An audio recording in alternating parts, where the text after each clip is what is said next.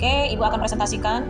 Halaman pertama, kita menjumpai judul Memaknai Hidup Melalui Teks Cerita Inspiratif. Kemudian, ada kata bijak yang Ibu sisipkan di dalam materi ini, yaitu setiap cerita inspiratif adalah cermin bagi kita. Ia mengajarkan bahwa kegagalan bukanlah akhir, melainkan langkah menuju kesuksesan. Belajarlah dari setiap pengalaman, sebab di balik setiap rintangan terdapat pelajaran berharga yang akan membentuk karakter dan masa depanmu. Semoga kata bijak ini bisa menjadi motivasi dan menginspirasi kalian ya. Selanjutnya, di slide ketiga ada tujuan pembelajaran, yaitu pertama, memahami struktur dan unsur kebahasaan. Itu sudah kita pelajari di pertemuan sebelumnya.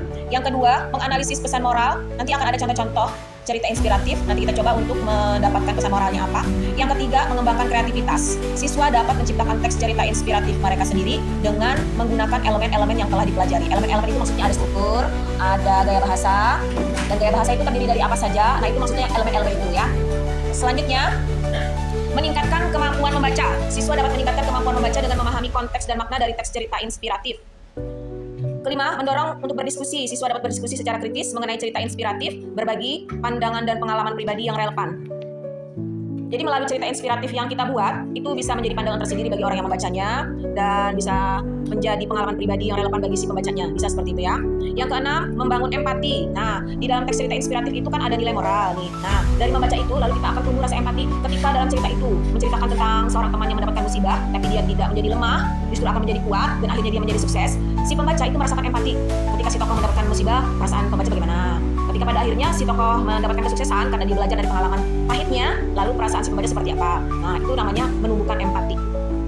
Dengan tujuan pembelajaran ini diharapkan siswa dapat lebih menghargai nilai-nilai positif yang terkandung dalam cerita inspiratif dan mampu menerapkannya dalam kehidupan sehari-hari. Diharapkan seperti itu ya. Nilai moral yang ada di dalam cerita itu diambil, dijadikan pelajaran dan dapat diterapkan dalam kehidupan sehari-hari.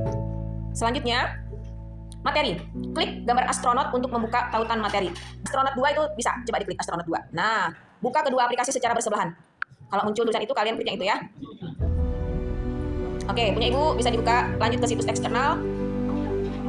Oke, nah itu bisa dibaca ya. Ada struktur teks cerita inspiratif, pengertian ciri-ciri, bagian yang wajib dalam cerita, jenis, cara menulis hingga kaidah kebahasaan. Oke, bisa ya, nanti dipelajari. Nah, kemudian astronot 3 itu ada materi menyimpulkan isi teks cerita inspiratif yang dilakukan dengan memahami isi cerita. Nah, kemudian di situ ada langkah-langkah. Bagaimana langkah-langkah menyimpulkan isi teks cerita inspiratif? Yang pertama, pilih satu cerita. 2, baca cerita. 3, masih ingat ya bagaimana cara menemukan ide pokok atau gagasan pokok di dalam paragraf? Masih ingat ya? Caranya baca dulu satu paragraf. Kan di dalam paragraf itu ada yang namanya kalimat utama. Di dalam kalimat utama itu ada ide pokok. Nah, kalau kita sudah menemukan ide pokok itu dicatat. Paragraf 1 ide pokok tentang apa? Catat. Paragraf kedua ide pokok tentang apa? Catat. Nanti setelah ketemu ide pokok 1, 2, 3 dan seterusnya itu dirangkai. Nah, hasil rangkaian dari ide pokok itu kita sudah melakukan tindakan menyimpulkan isi bacaan. Jadi pahami ya? Oke.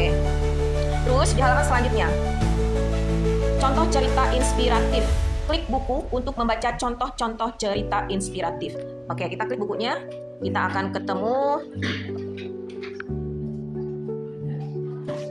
sebuah arahan untuk menuju ke tautan yang dimaksud.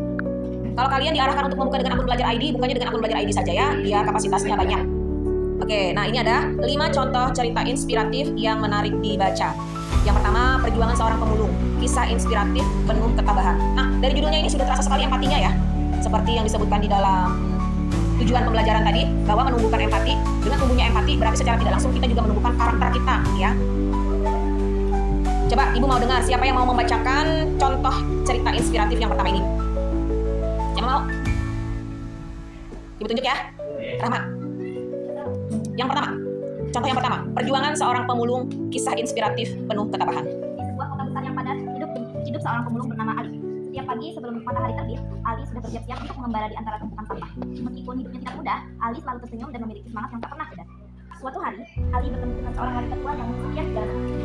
Wanita itu duduk di samping tumpukan sampah, hanya dengan secari kain yang melindungi tubuhnya dari dinginnya malam. Tanpa ragu, Ali memberikan sebagian itu dari hasil penjualan barang-barangnya kepada wanita itu. Senyum bahagia wanita itu menjadi hadiah terindah.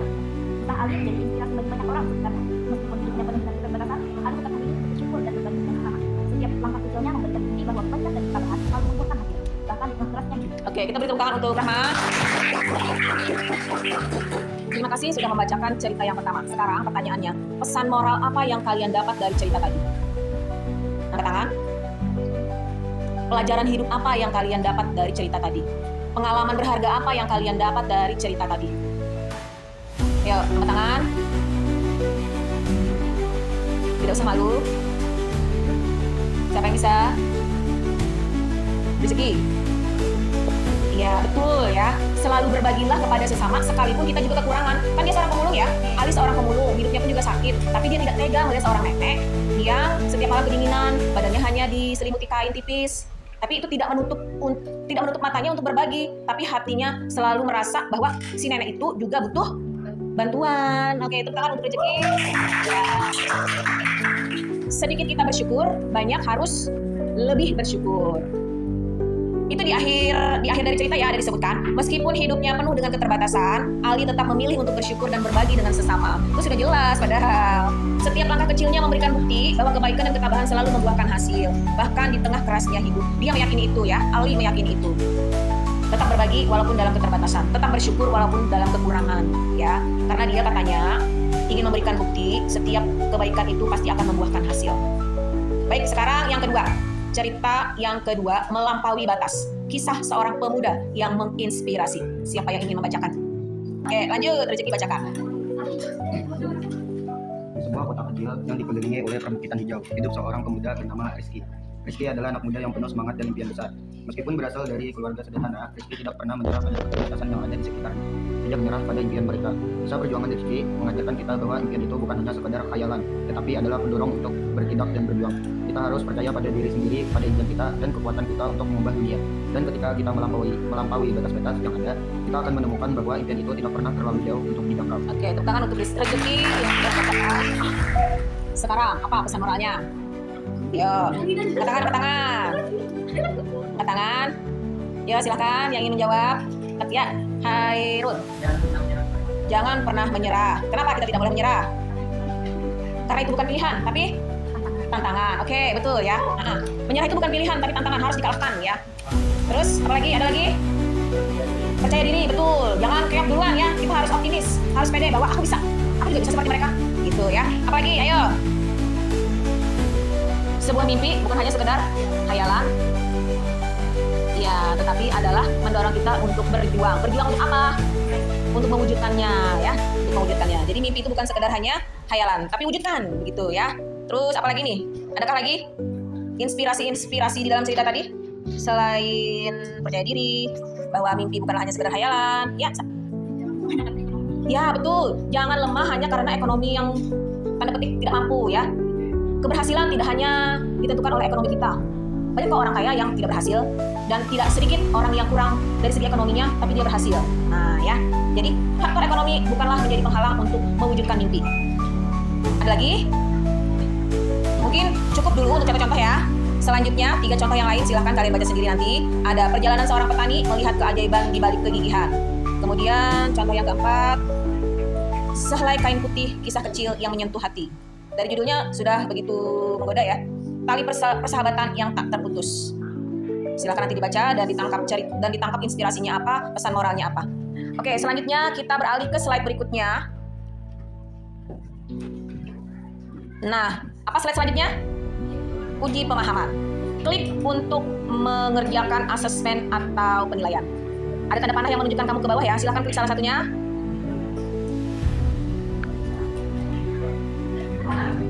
Google Form ya, ada Google Form, ada sederet pertanyaan,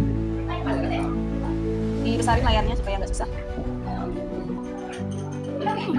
Yang ininya ini, ya, yang warnanya bukan tulisannya, karena ibu menempelkan tautannya di gambarnya.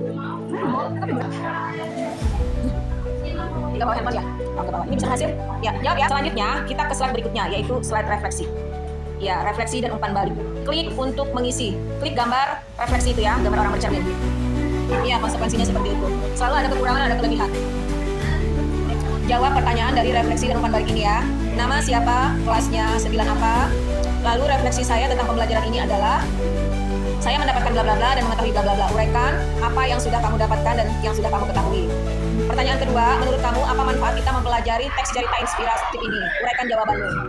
Kemudian berikan umpan baliknya. Pembelajaran secara daring ini, umpan baliknya dari kalian bagaimana? Nanti diisi ya, dijawab ya. Kemudian umpan balik dari kalian untuk ibu. beri umpan balik juga untuk ibu sebagai refleksi ya, bahwa ada hal yang mungkin harus ibu perbaiki, ada hal yang harus ibu tingkatkan gitu ya. Lalu jangan lupa untuk mengklik kirim.